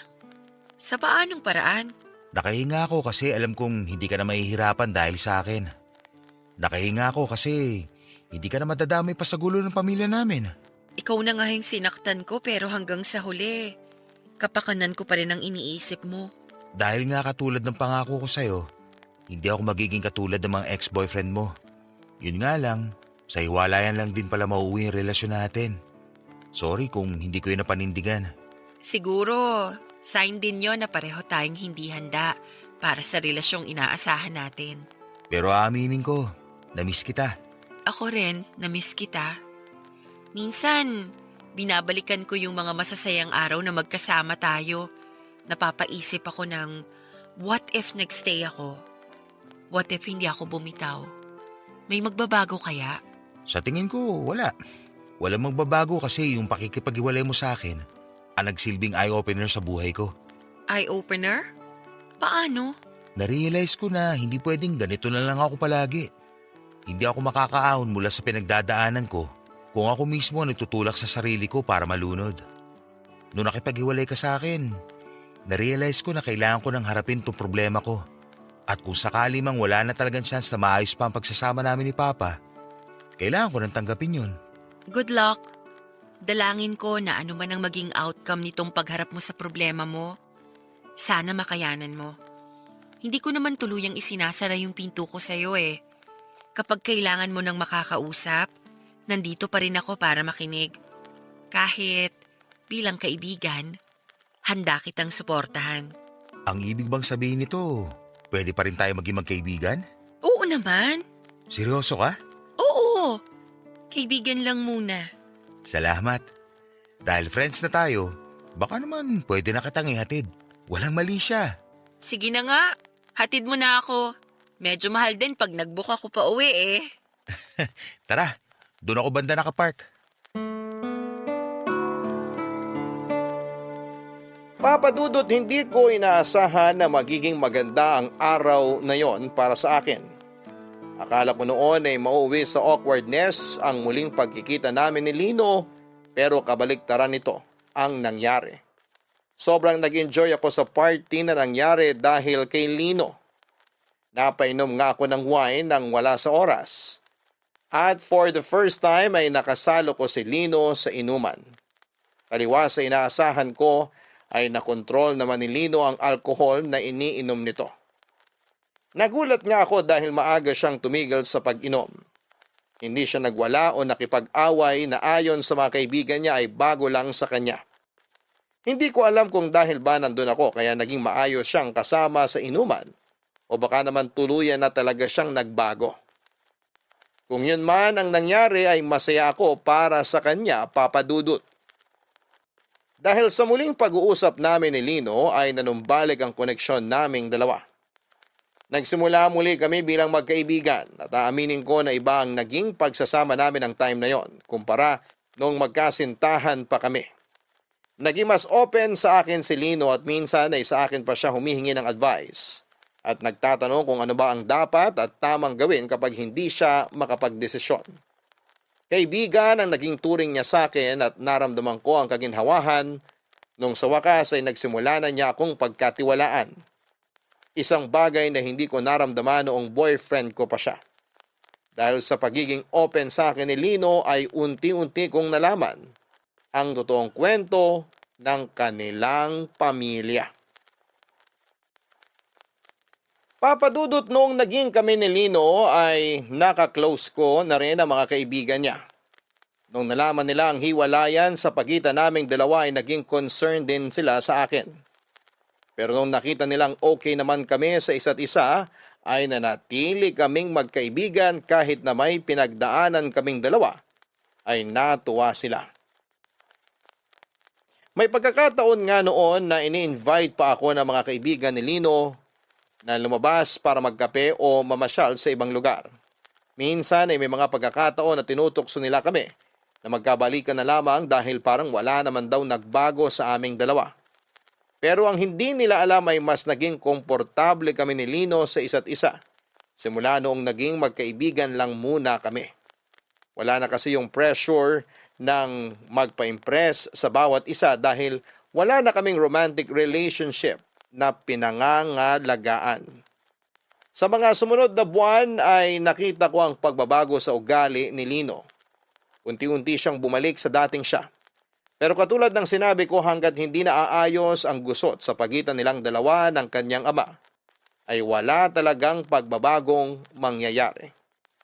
Muling pinaalala sa akin ni Lino ang rason kung bakit ako nakipaghiwalay sa kanya nung muli siyang nagpalamon sa espiritu ng alak. Nagkaroon noon ng birthday party ang isa sa mga kaibigan nito sa Tagaytay. Naimbitahan ako sa okasyon na yon at doon ay nagkaroon ng inuman. Napunta ang usapan ng grupo sa pagiging single parent dahil ilan sa mga kasamahan namin ay may mga anak na. Medyo sensitive ang topic na yon para kay Lino at na-trigger ang personal issues nito. Dala na rin ang kalasingan ay nagkaroon ng misunderstanding si Lino at isa sa mga kaibigan niya. Nag-init ang ulo ni Lino at nagwala siya sa puntong hindi na siya maawat ng mga lalaking kasama namin doon. Ang palitan ng masasamang salita ay nauwi sa pisikalan. Kinailangan na lang umuwi ng isa sa kanila para matigil na ang mga gulo. Matapos ang nangyaring away ay naiwan si Lino sa pangangalaga ko habang nagpapalamig ito ng kanyang ulo, Papa Dudut. Aw! Aray! Sorry. Masakit ba? Medyo mahapde. Ang bigat ng kamay mo eh. Malamang mahapdi. Singsing ba naman ang tumama dyan sa mukha mo eh? Oh, Huwag mong iiwas yung mukha mo. Lilinisin ko yung sugat. Pasensya na kanina. Hindi ko napigilan yung sarili ko. Akala ko ba nagbago ka na? Sa dami kasi ng pwedeng pag-usapan, bakit sa magulang pa napunta yung topic? Hindi naman nila sinasadya yun eh. Siyempre, matatanda na tayo. Hindi na bago yung topic na yun sa atin. Lalo na yung iba sa mga kasama natin ay may anak na. Nakaka-personal lang kasi. Pinersonal mo kasi. Nakikipagbiruan lang naman sila tapos ikaw tong napikon. Sino hindi mapipikon dun? Sinabihan ako hindi ako mahal na magulang ko. Expression kasi yun. Masyado mo naman kasing sineryoso. Kung sa bagay, wala ka kasing social media. Kaya hindi mo alam kung ano yung mga trending na mga joke ngayon. Kahit na biro yun o expression online, hindi pa rin yun maganda. Masyado silang insensitive. Gets naman kita. Pero hindi violence ang solusyon sa mga ganong bagay. Kaya nga ako humihingi ng tawad sa'yo. Huwag ka sa akin humingi ng tawad. Doon ka mag-sorry sa taong nakasuntukan mo, pati na rin sa may birthday ngayon. Oo na. Georgette, Oh, alam mo bang papasboy ako noon? talaga? Nung bata ako, mas close kami ni Papa. Ako yung laging kasakasama niya kahit saan siya magpunta. Lagi nga niya ako sinasama sa trabaho niya noon eh. Si Kuya naman, sila ang close ni Mama. Ano ba kasing nangyari? Paano kayo nagkaroon ng alitan ng papa mo? Nahuli ko siyang may ginagawang kalokohan. Bispiras ng Pasko noon. Pagkatapos kumain ng Noche Buena, nagsitulugan kami kagad kasi pagod. Ako, naiwan akong gising kasi may kausap ako sa phone. Tapos, napansin ko si Papa na lumabas ng bahay. Sinilip ko siya mula sa bintana ng kwarto ko. Nagtaka ako kasi 2:00 na noon. Tapos, imbis na gumamit ng sasakyan, naglakad lang siya. Anong ginawa mo? Sinundan mo siya? Oo, lumabas ako. Sinundan ko siya kasi gusto kong malaman kung saan siya pupunta ng ganong oras. Pagdating sa pangatlong kanto mula sa bahay namin, isang kotseng nilapitan niya tapos sumakay siya sa loob. Sino naman yung nasa loob ng kotse? Babae. Tinted yung mga salamin ng sasakyan, pero nung binuksan ni Papa yung pinto, bumukas din yung ilaw sa loob. Nakita ko na babae yung nagmamaneho. Hindi ko na alam kung anong ginawa nila sa loob. Kasi pagkasara ni Papa ng pinto, namatay din kagad yung ilaw. Babae niya ba yun? Yun din ang naisip ko eh. Pero hindi ko na sila inantay kasi baka mahuli ako. Bumalik ako sa kwarto saka hinintay si Papa na bumalik. 30 minutes din siyang nawala. Kung ano man ang ginawa nila sa kotse, hindi ko na alam. Tinanong mo ba siya kung sino yung babae? Hindi na. Kasi nasagot kagad yun nung umaga. Nung araw ng December 25, lalabas sana kami buong pamilya. May nakaset na dinner para sa amin sa labas na nireserve ni Mama. Kaso, hindi sumama si Papa dahil masama raw ang pakiramdam niya. Tumuloy kaming 3. Matapos kumain, mas nauna ako umuwi kasi gusto raw mag-shopping ni Mama. Sinamahan siya ni Kuya tapos ako naman, dumiretso na sa bahay na may dalang takeout para kay Papa. Pag uwi ko, alam mo kung anong nadatnan ko. Ano? Si Papa at yung babae na nakita ko sa kotse, magkasama sila sa bahay. Sa mismong kwarto nila ni Mama. Oh my gosh! Dinala niya yung babae sa bahay niyo? Hindi ko nga alam kung bakit niya naisip na gawin yun eh. Siguro dahil lang napag-usapan, mga 9:00 ng gabi pa kami makakauwi. Pero dahil mas maaga ako nakauwi, hindi niya inaasahan na mahuhuli ko sila. Eh anong ginawa mo? Sinumbong ko siya. Alam ko may chance na masira ang pagsasama nila Mama at Papa sa ginawa ko. Pero nagsumbong pa rin ako. Kasi sobrang dismayado ako noon sa Papa ko.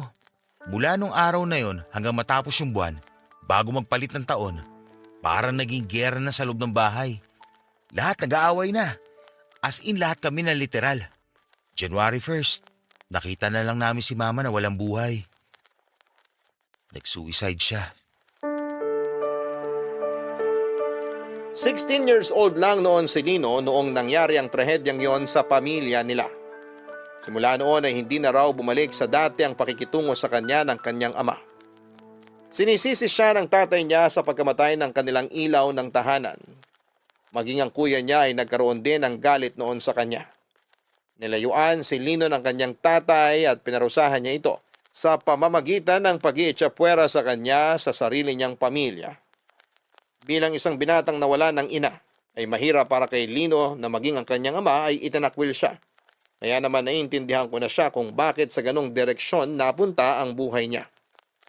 Nang gabing yon ay buong magdamag kaming nagkwentuhan ni Lino tungkol sa naging buhay niya.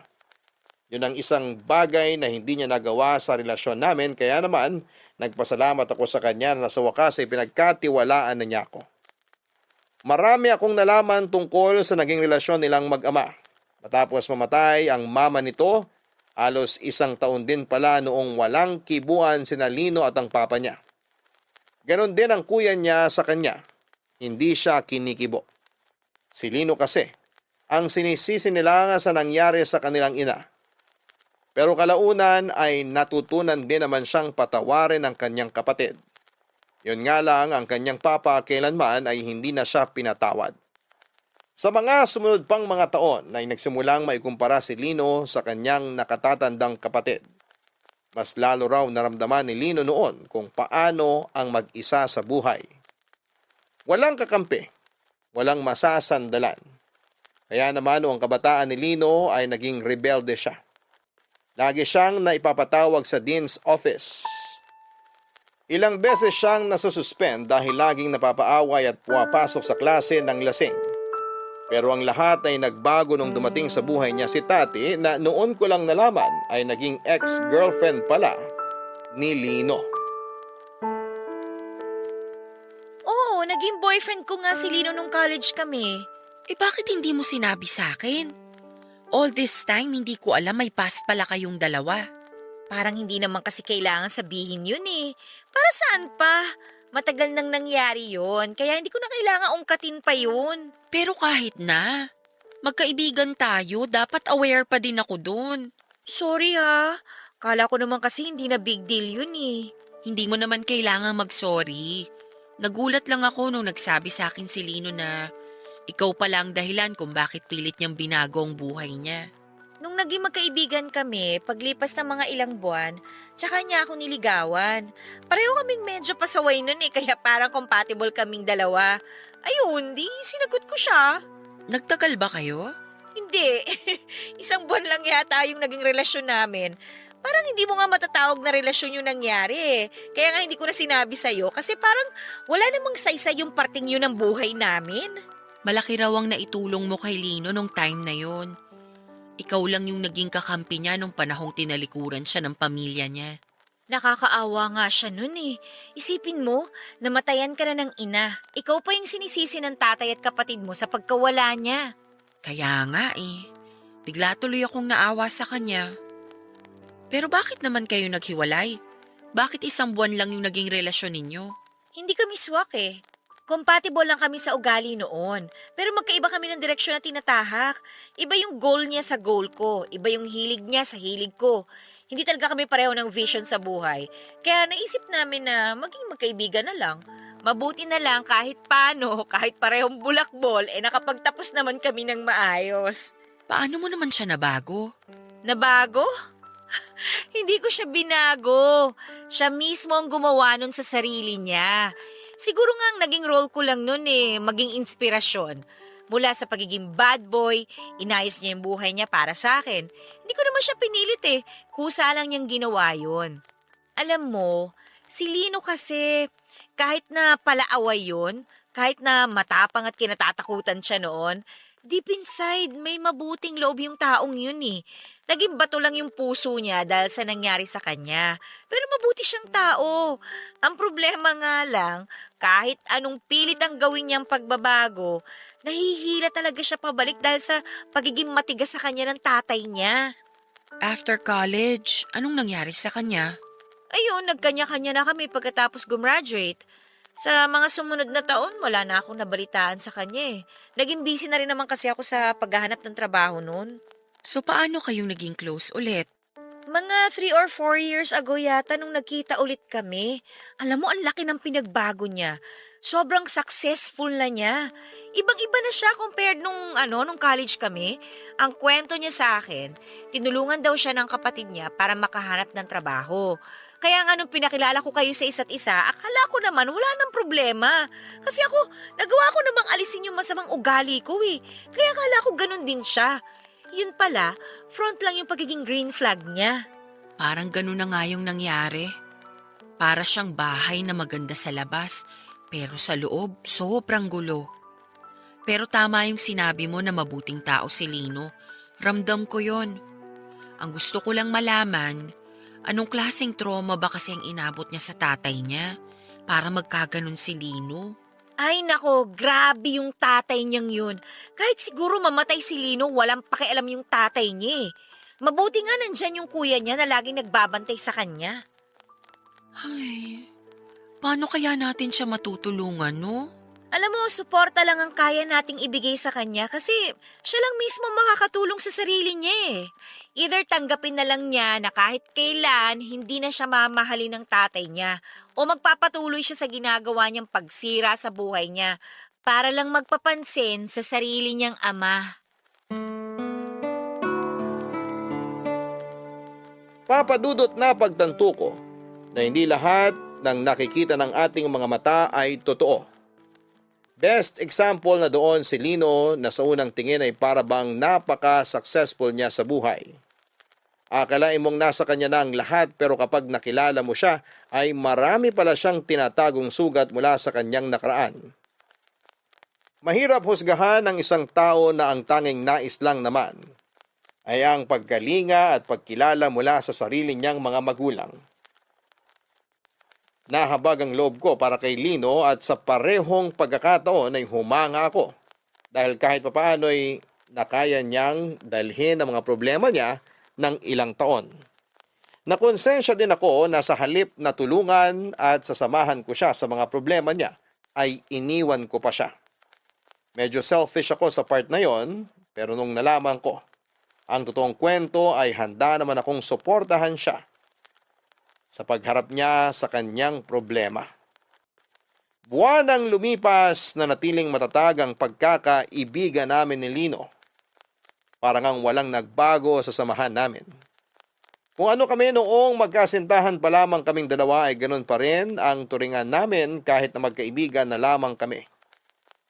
At ang kaibahan nga lang ay wala na kaming anumang romantic feelings na ipinapakita para sa isa't isa.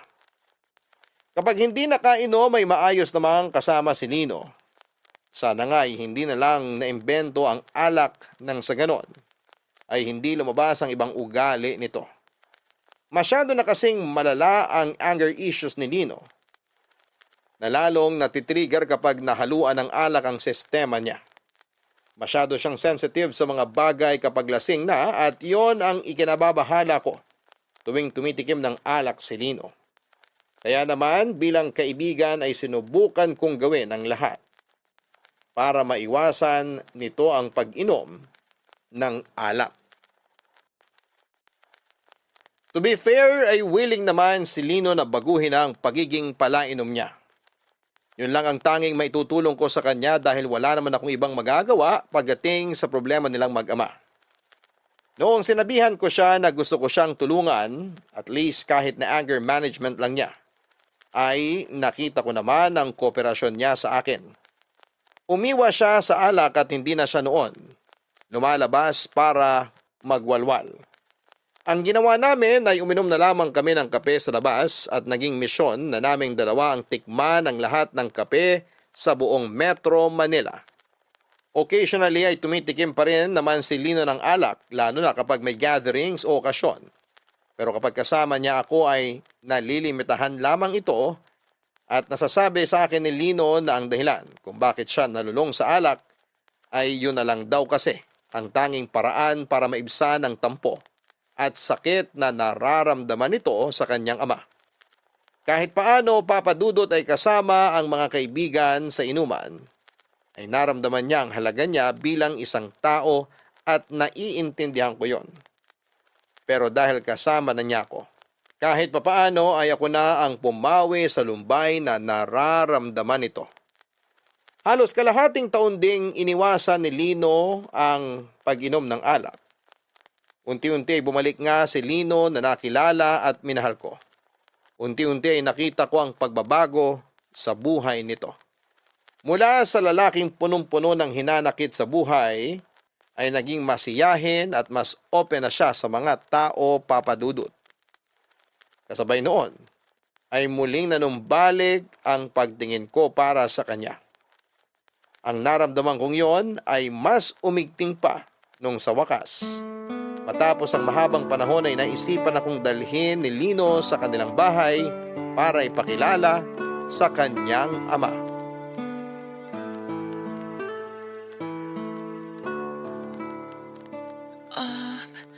Lino, sandali.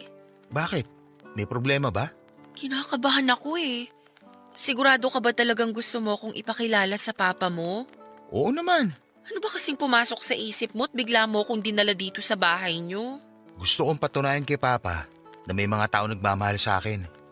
Di katulad ng lagi niyang sinasabi na wala raw tao magtitiwala sa akin dahil hindi raw ako marunong tumanaw ng utang na loob. Natatakot ako. Wala kang dapat ikatakot. Mabait naman si Papa eh. Sa akin lang hindi. Halika na.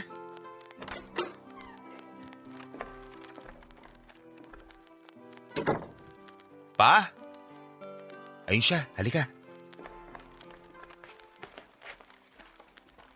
Pa, magandang gabi po. Kumain na po ba kayo? May kasama pala ako. Gusto ko siyang ipakilala sa inyo. Ito po si Georgette, kaibigan ko. Magandang gabi po. Magandang gabi rin. Ito po, may inuwi kaming pagkain para sa inyo. Kumain na ako. Ganun po ba? Ilalagay ko na lang po to sa ref para may kainin kayo mamaya sakali magutom kayo. Pwede nyo rin po itong gawing almusal bukas. Hindi na kailangan. Pinagluto na ako ng kuya mo bago siya umalis. Masarap po yung binili ni Lino na pagkain para sa inyo. Paborito niyo raw po yun. Sabing tapos na akong kumain. Ano bang hindi nyo maintindihan doon? Kaya ko ang sarili ko. Hindi ko kayo kailangan para dalhan ako ng pagkain. Saka sino ka ba sa tingin mong babae ka para pilitin ako na kumain? Huwag naman po kayong ganyan sa bisita ko. Wala ka na bang ibang sasabihin? Di mo ba nakikita na may ginagawa ako? Lumayas ka na sa harapan ko. Kita mo, Georgette? Ganyan ako kamahal ng tatay ko. Magsisimula ka na naman ba? Kung umuwi ka lang dito para guluhin ako, mabuti pang umalis ka na lang ulit ng bahay. Hindi kita kailangan dito. Kahit naman sana ngayon lang. Magkunwari kayo, nag-aalala kayo sa akin. Ilang araw ako hindi umuwi. Hindi niyo man lang ba ako tatanungin kung saan ako galing? Bakit naman kita tatanungin? May magbabago ba? Lino, umalis na lang kaya tayo? Hindi. Nandito na tayo. Tapusin na natin to. Lino! Siguro nga pa, walang magbabago. Kahit anong gawin ko, kahit patayin ko pa ang sarili ko, hindi na magbabago yung puso nyo. Sa mahabang panahon, pinanghawakan ko yung alaala natin. Pinanghawakan ko yung amang kinalakihan ko na mabait, na may pangunawa, na mapagpatawad. Umasa ako na balang araw, kapag naghilom na ang lahat ng sugat, matatanggap niyo ulit ako bilang anak. Pero mukhang wala na talaga. Wala na tayong pag-asa. Kailanman hindi na maghihilom tong sugat na ginawa mo sa pamilya natin. Kasalanan mo lahat na nangyari. At gusto kong pagdusahan mo yon hanggang mamatay ako. Kasalanan ko ba talaga? Ako ba talaga yung sumira sa pamilya natin? Lino, huminahon ka! Sawa na ako eh. Pagod na akong sisihin ang sarili ko. Buong buhay ko, sarili ko pinanagot ko sa pagkakasira ng pamilya natin pa. Pero kung isipin, wala naman talaga akong kasalanan eh. Ang ginawa ko lang naman, sabihin kay mama yung totoo. Anong napala mo sa pagsabi ng totoo? Hindi ba namatay ang mama mo? Ikaw ang dahilan ng lahat. Kaya huwag kang umasta na parang wala kang ginawa para mamatay siya. Hindi ako pumatay kay mama. Ikaw! Ikaw mismo pumatay sa kanya. Hindi niya kinaya yung sakit dahil sa ginawa niyong panloloko. Kaya siya nagpakamatay. Kayo ang dahilan ng lahat. Anong sabi mo? Huminahon lang po Napakawalang kayo! kwenta mo talagang hayop ka. Anong gagawin niyo? Sasaktan niyo ako? Sige! Saktan niyo ako! Total manid na ako sa lahat ng sakit eh! O eto! Ilalapit ko sa inyo ang mukha ko! Gawin mo ang gusto mong gawin! Gusto mo ako sutukin? Sige, gawin mo! Lino, sandali lang naman po! Tama na yan! Ang lakas ng loob mong pagbintangan ako. Lumayas ka rito! Matagal na panahon. Sinalo ko lahat ng galit mo sa akin. Sa loob ng 14 na taon, hinayaan lang kita. Pero ito na yung huli. Hindi mo na ako masasaktan ulit. Alam mo kung paano? Ngayon tatanggapin ko na simula nung araw na namatay si Mama, Nawalan na rin ako ng ama. Salamat at pinagtiisan mo ako ng mahabang panahon. Makakaasa ka na hindi mo na ako makikita ulit.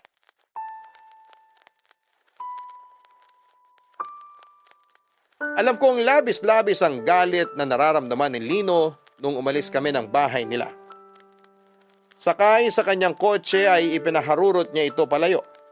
Tahimik lamang siya buong biyahe pero ramdam ko ang pagpipigil nitong sumabog. Nung tanungin ko siya kung okay lang ba siya, ay doon na siya nagsimulang umiyak. Umagulhol siya na parang bata papadudot. Nung mga panahon na yon ay ramdam na ramdam ko ang sakit na pinagdadaanan ni Lino. Maging ako ay nangilid ang luha sa mga mata dahil nasaksihan ko mismo kung papaano itinuring si Lino na parang basura ng kanyang sariling ama. Mapalad ako na nabiyayaan ako ng parehong magulang sa pagmamahal. Dahil kapag ginanon ako ng sarili kong tatay ay tiyak akong hindi ko rin kakayanin ang sakit. Maya-maya ay habang nasa daan ay biglang pinaharurot ni Lino ang sasakyan nang napakabilis para kung nakasakay sa roller coaster noon sa sobrang bilis ng pagpapatakbo nito. Halos mapunta na sa bibig ko ang puso ko sa sobrang bilis ng tibok ng puso ko. Natakot ako para sa buhay ko dahil kapag bumangga ang sinasakyan namin ay sigurado kung hindi lang galos ang matatamo namin. Kinausap ko si Lino ng mahinahon pero parang wala siyang naririnig. Naiyak na ako noon at napadasal sa lahat ng santo dahil sa sobrang takot. Nagmamakaawa ako kay Lino na itigil na niya ang sasakyan dahil mahal ko pa ang buhay ko. Noong nakikita niyang naghahalo na ang luhat sipon sa akin ay sakalang nahimasmasan si Lino. Agad na bumagal ang patakbo nito ng sasakyan at saka siyang muling tumigil sa gilid ng daan para kalmahin ako.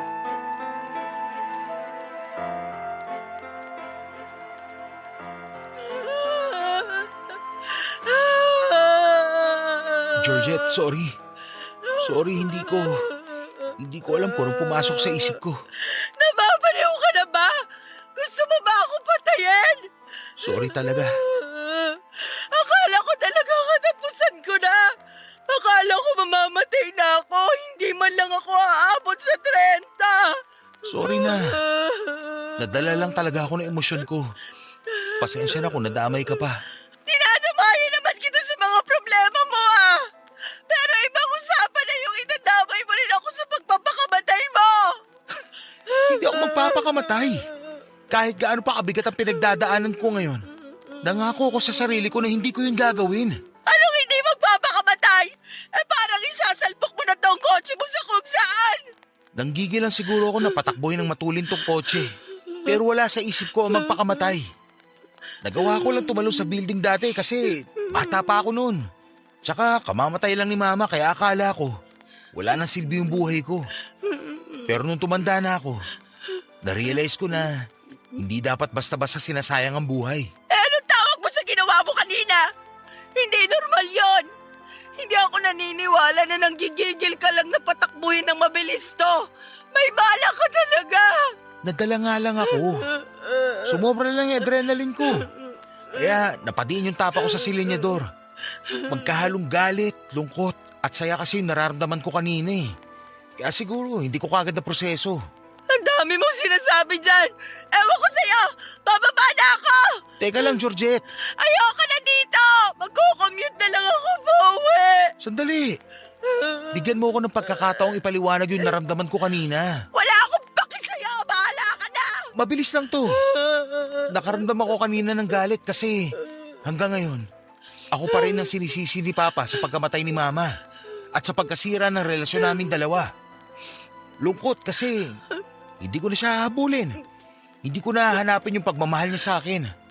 Saya kasi sa wakas, nagawa ko na yung matagal kong hinihiling na gawin ko. Ang harapin yung problema na pinagdadaanan ko. Sa wakas, natanggap ko rin sa sarili ko yung totoo. Na wala talaga akong kasalanan. Na hindi akong rason ng lahat na nangyayari sa pamilya namin. na hindi akong rason ng lahat na nangyari sa pamilya namin. Hindi akong gumawa ng mali at alam yun ni Papa. Wala ka naman talagang kasalanan sa nangyari.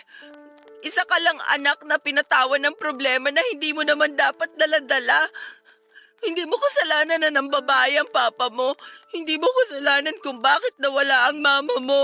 Wala kang kasalanan sa pagkasira ng pamilya niyo, Lino. Ang tagal bago ko na-realize yan. Hindi ko alam kung bakit naniwala ako kay Papa na akong pinagmulan ng lahat. Dahil siguro gusto mo lang nun makuha ang loob niya. Kaya mo inako yung kasalanan niya. Siguro nga. So paano yan? Mapapanindigan mo ba talaga yung mga sinabi mo sa papa mo? Iiwan mo talaga siya? Yun na lang ang tanging paraan para makawala ako sa tromang daladala ko. Kailangan ko tong gawin para maayos ko na tong buhay ko. Para sa ganun, bumalik ka na ulit sa akin. Hindi ko naman kailangang bumalik eh. Kasi nandito na ako ngayon sa tabi mo. Kasama mo na ako, oh. Oo nga, pero bilang kaibigan. Ang gusto ko, bumalik na tayo sa dati.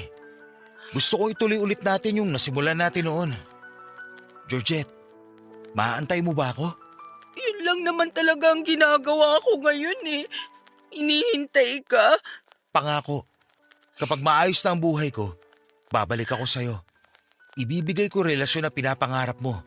Yung boyfriend na deserve mo. Pangako. Oo, pangako ko yan sa'yo. Sige, hihintayin kita. Hihintayin kong maayos mo ang buhay mo. Dalangin ko sana kung ano man ang pinagdadaanan mo ngayon. Malampasan mo lahat para maging masaya ka na rin.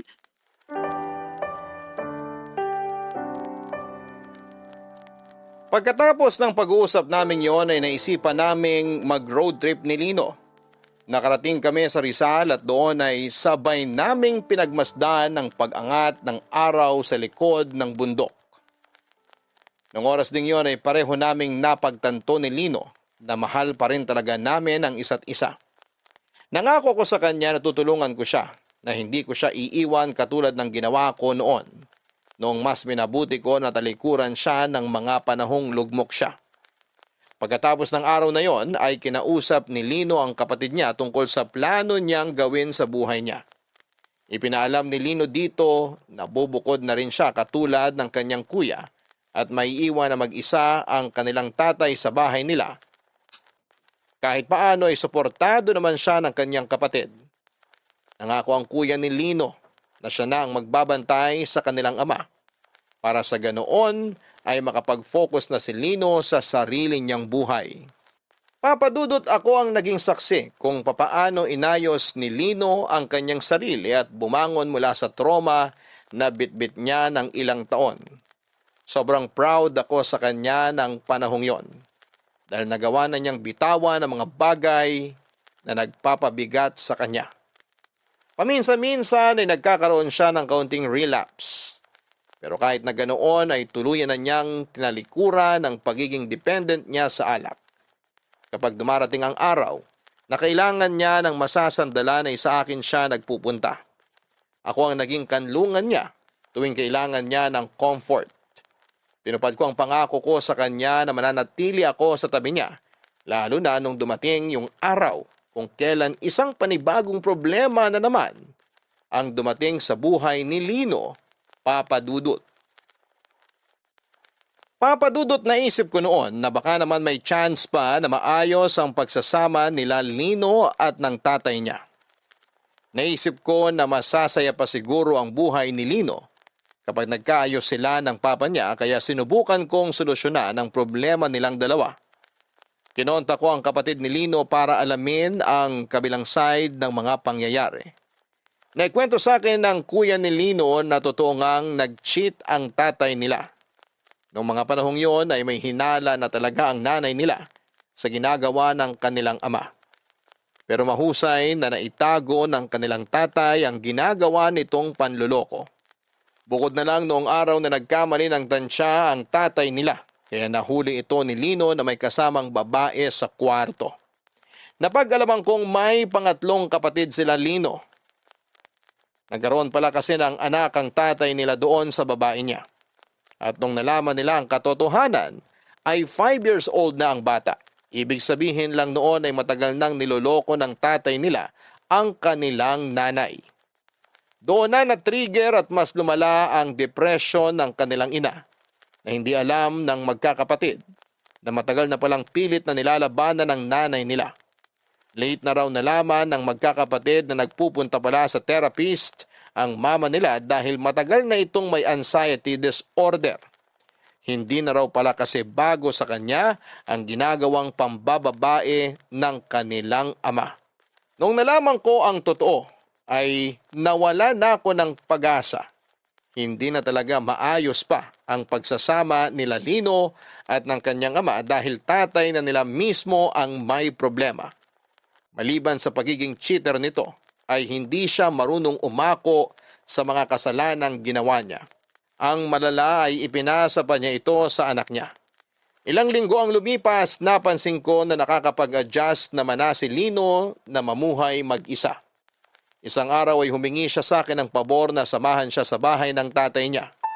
Nung araw na sinamahan ko si Lino na kunin ang mga gamit nito sa bahay nila, nagkaroon ako ng chance na kausapin ang tatay niya. Doon ay napatunayan ko kung gaano kalala at kasama ang ugali nito. Oh, anong ginagawa mo rito? Magandang araw po. Nandito na po pala kayo. Akala ko po nasa trabaho kayo eh. Ikaw yung kaibigan ni Lino na pakialamera, di ba? Opo. Ako nga po. Ako po si Georgette. Wala akong pakialam sa pangalan mo. Sagutin mo tanong ko. Anong ginagawa mo dito sa pamamahay ko? Wala si Lino dito. Hindi na siya dito nakatira. Opo. Alam ko po. Kasama ko siya ngayon. Kukunin lang daw po niya yung iba niyang mga gamit na naiwan. Nandun po siya sa kwarto niya nag-e-empake. Mabuti naman. Sabihin mo, alisin niya na lahat ng kalat niya dito. Sige po. Hindi niyo po ba itatanong kung saan siya nakatira ngayon? Hindi na kailangan. Kung sa bagay, kaya naman na nilino ang sarili niya. Kaya siguro tiwala na kayo na kahit nasa malayo siya hindi siya mapapahamak. Kesa ang lupalop pa ng mundo magpunta ang walang hiyang yun, wala na akong kapake-pake. Gawin niya na lahat ng gusto niyang gawin. Ayoko na magkaroon ng ugnayan sa kanya. Ni isang beses po ba hindi kayo na-curious kung kumusta na ang anak niyo? Kung okay lang ba siya, mga ganung bagay? Para saan pa? Para sa ikapapanatag ng loob niyo. Hindi ba gano'n naman ang mga magulang? Lagi silang nag-aalala para sa mga anak nila kahit matatanda na sila. Ganon po kasi nanay at tatay ko eh. Lagi silang nag-aalala sa akin kahit na matanda na ako. Huwag mo akong itulad sa mga magulang mo. Ay kung sa bagay, yung tatay ko po kasi, mahal na mahal niya ang nanay ko. Hindi niya magagawang lokohin. Naaalibadbaran na ako sa'yo ha. May gusto ka bang tumbukin? Wala naman po. Meron po ba dapat? Hindi ko gusto yung tabas ng dila mong babae ka ha. Maghinay-hinay ka sa pananalita mo. Baka di kita matansya. Tandaan mo, nandito ka sa pamamahay ko. Ay, sorry po. Wala naman po akong pinapatamaan kung yun po ang iniisip nyo. Gusto ko lang po kasing ipaalam sa inyo na maayos na ang buhay ni Lino. Masaya ako para sa kanya kasi sa wakas, nakalaya na siya mula sa pagmamalupit ninyo. Ano bang kinakwento sa'yo nung lintik na yon? Na pinagmamalupitan ko siya? Kahit kailan hindi ko siya pinagbuhatan ng kamay. Physically siguro hindi nyo siya sinasaktan, pero mentally? Emotionally? Grabing mga sugat na iniwan nyo sa kanya ng mahabang panahon. Kahit anong alkohol pa ang inumin niya, yung mga sugat na ginawa nyo sa pagkatao niya, hanggang ngayon, hindi pa yun naghihilom. Kapal ng mukha mong magparatang. Wala ka namang alam sa buhay ng pamilya namin. Para sabihin ko sa'yo, ginawa niya yun sa sarili niya. Hindi. Kayo ang gumawa nun sa kanya. Matanda na po kayo. Sana naman maging accountable naman kayo sa mga kasalanang ginawa ninyo. Kayo yung nagloko. Kayo yung dahilan kung bakit na-depress ang asawa ninyo. Tapos ngayon, kayo din ang dahilan kung bakit hindi maayos ang buhay ng anak nyo. Kayo ang dahilan ng lahat ng yon. Ang kapal talaga ng mukha mo, no? Talaga? Dito mismo sa pamamahay ko? Dito mo talaga ako babastusin? Yan ba tinuro sa'yo ng nanay at tatay mo na ipinagmamalaki mo? Na makialam sa buhay ng may buhay? Sino ka ba sa tingin mong hayop ka? Isa lang po akong kaibigan na nagmamalasakit. Hindi porket babae ka, palalampasin ko tong kagaguhang ginagawa mo sa akin. Baka gusto mong hindi ka na makalabas dito. Kayang-kaya kitang saktan. Alam ko po yun.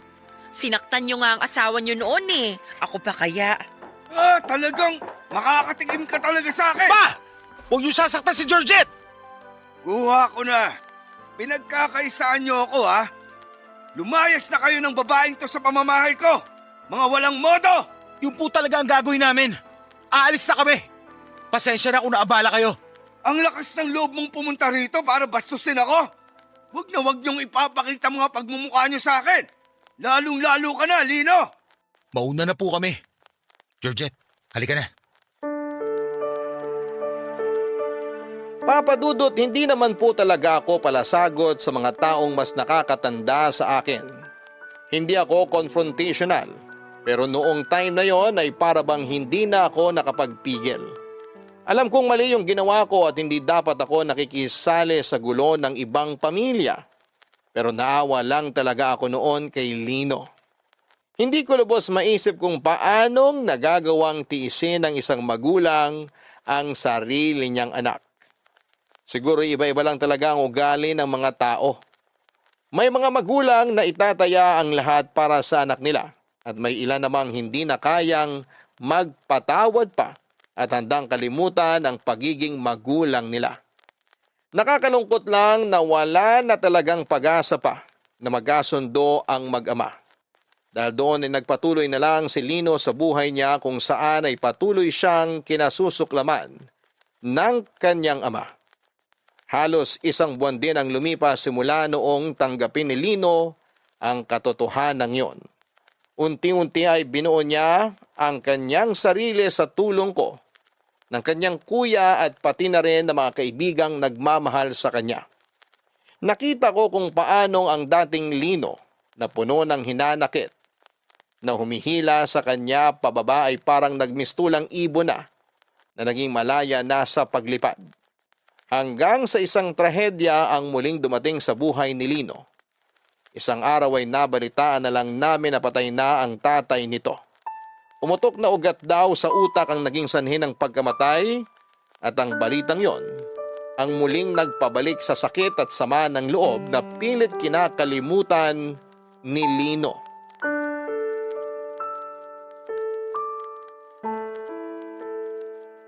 Lino, okay ka lang? Oo, okay lang ako. Hindi ka ba uuwi ngayon? Hindi. Dito na lang muna ako. Total, Sabado naman bukas. Walang pasok. Ikaw, baka gusto mong magpahinga muna. Hindi na. Dito na lang muna ako sa tabi ni Papa. Wala kasi magbabantay sa kanya eh. Ilang gabi ka nang walang tulog. Kailangan mo ring magpahinga. Kasi baka mamaya, magkasakit ka niyan. Hindi rin naman ako makakatulog eh. Nakokonsensya ako sa ginawa ko kay Papa. Wala kang ginawa. Wala kang kasalanan sa nangyari. Bakit sarili mo na naman ang sinisisi mo sa pagkawala ng papa mo? Iniwan ko siya, Georgette. Ako na lang kasama niya sa bahay. Tapos, iniwan ko pa siya. Hindi mo naman ginusto yun eh. Ang papa mo mismong nagtulak sa'yo palayo. Kahit na. Matanda na si Papa. Dapat kaming mga anak niya na ang nagbabantay sa kanya. Naisip ko tuloy. Kung hindi ko sana siya iniwan, buhay pa siguro siya ngayon. Ruptured brain aneurysm ang ikinamatay ng papa mo. Kahit kasama ka pa niya sa bahay, wala ka nang magagawa sa lagay niya. Namatay siya na may galit sa akin. Hanggang sa huling hininga niya, nanatili sa puso niya yung pagkasuklam sa akin. Hindi ko man lang nahingi yung kapatawaran na gusto kong makuha. Lino, wala kang kasalanan. Wala kang ginawang mali. Tandaan mo yan. Sana, hindi na lang ako nagsalita. Sana, sinarili ko na lang yung nalalaman ko noon. Kung itinago ko na lang sana yung totoo, sana buo pa kami ngayon. May dahilan ng lahat ng nangyari sa buhay mo. Oo, masaklap yung pinagdadaanan ng pamilya nyo. Pero may dahilan lahat yan. At sigurado ko na maghihilom kayo ng kuya mo. Maghihilom lahat ng sugat sa puso mo, Lino. Isa lang naman ang gusto kong mangyari. Gusto kong maging masaya mga magulang ko. Pero ano nangyari? Pareho silang namatay na puno ng hinanakit sa mga puso nila. Siguro tama nga si Papa. Kasalanan ko lahat. Hindi totoo yan. Ano nang gagawin ko ngayon? Pakiramdam ko, wala nang saysay itong buhay ko. Marami ka pang pwedeng gawin sa buhay, Lino. Pwede kang maging isang mabuting ama para sa magiging anak mo. Magiging tapat ka pang asawa para sa babaeng mapapangasawa mo. Patunayan mo sa sarili mo na isa kang mabuting tao. Paano ako magiging ganun ko hindi ko man lang makita sa sarili ko yung mga katangian na yun? Ako, nakikita ko ang mga katangian na yun sa'yo. Patunayan mo na may mga lalaki pa sa mundong to na loyal, na mapagmahal, na kayang panindigan ang pagiging lalaki nila. Ang hirap. Sobrang hirap. Alam kong mahirap. Mahirap mawalan ng magulang. Mahirap tanggapin na wala na sa mundong to ang taong hinahangaan at minamahal mo. Pero ganun talaga ang ikot ng mundo eh. May mga bagay na mangyayari sa buhay natin na magsisilbing aral para mapabuti natin ang sarili natin. Kaya sana, huwag kang mapanghinaan ng loob. Huwag mong sayangin yung mga aral na natutunan mo sa naging karanasan mo. Huwag mong sayangin yung aral na pwede mong maibahagi sa ibang tao. Ang malas ko naman. Naging ganito ang buhay ko. Magpahinga ka na. Sasabihan ko na lang kuya mo na mas agahan niya ang pagpunta rito sa chapel. Siya naman ang magbantay sa papa niyo para kahit paano makabawi ka ng tulog. Salamat.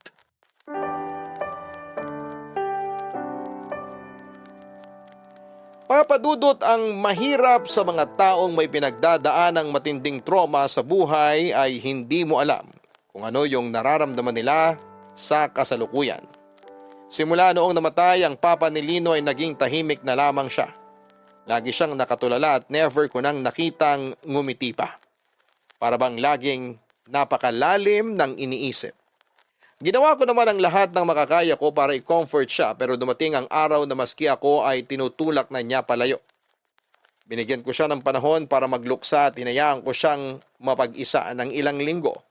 Pero noong kumustahin ko na ulit siya ay nalaman kong bumalik na naman pala siya sa pag-inom ng alak. Pinagbigyan ko siya noong panahon na yon dahil alam kong sariwa pa ang sakit na dulot ng pagkawala ng papa niya. Pero dumaan ang mga buwan at hindi na natigil si Lino sa kanyang pag-inom. Mabigat sa damdamin na unti-unti kong nakikita si Lino na bumabalik sa dati niyang gawi. Wala na ako nagawa noon dahil maging ako ay pilit nang nilayuan ni Lino. Para bang nawala na siya ng pag-asa at tuluyan ng sumuko. Maging ang kapatid at mga kaibigan niya ay hindi niya pinakikinggan.